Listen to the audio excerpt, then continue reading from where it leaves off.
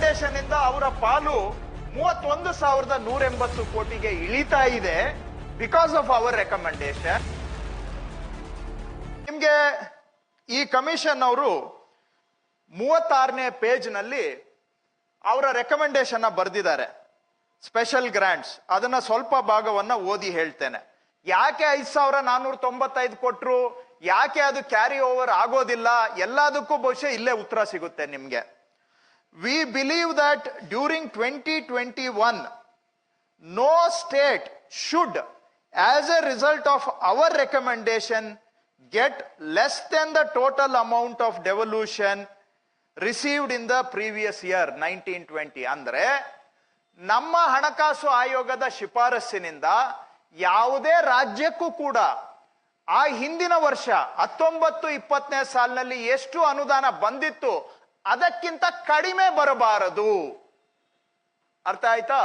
No state should get less than the previous year.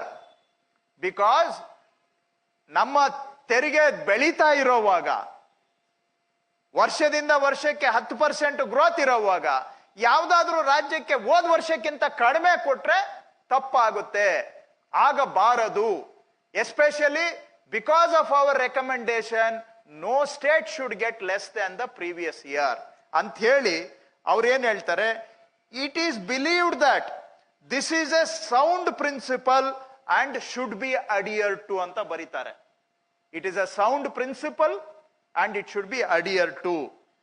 V have noted that the sum of tax devolution is projected to decline for 3 states, namely Karnataka. ಅವ್ರು ಏನ್ ಲೆಕ್ಕ ಹಾಕಿದ್ದಾರೆ ಇಲ್ಲಿ ತಾವು ನೋಡ್ಬೋದು. ಕರ್ನಾಟಕಕ್ಕೆ 19-20ನೇ ಸಾಲಿನಲ್ಲಿ ತೆರಿಗೆಯಲ್ಲಿ ಪಾಲು 36,675 ಕೋಟಿ ಇದೆ. ಆದ್ರೆ ನಮ್ಮ ರೆಕಮೆಂಡೇಶನ್ ಇಂದ ಅವರ ಪಾಲು 31,180 ಕೋಟಿಗೆ ಇಳಿತಾ ಇದೆ ಬಿಕಾಸ್ ಆಫ್ ಅವರ್ ರೆಕಮೆಂಡೇಶನ್. ಆ ಗ್ಯಾಪ್ 5,495 ಕೋಟಿ ಇದೆ.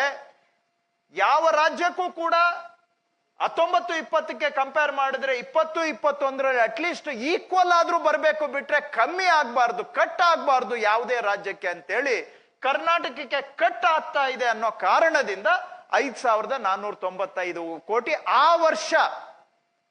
ವರ್ಷ ಆಗ್ತಾ ಇರುವ ಕೋತಾವನ್ನ ಸರಿದೂಗಿಸ್ಲಿಕ್ಕೆ 5,495 ಕೋಟಿ ಕೊಟ್ಟಿದ್ದು.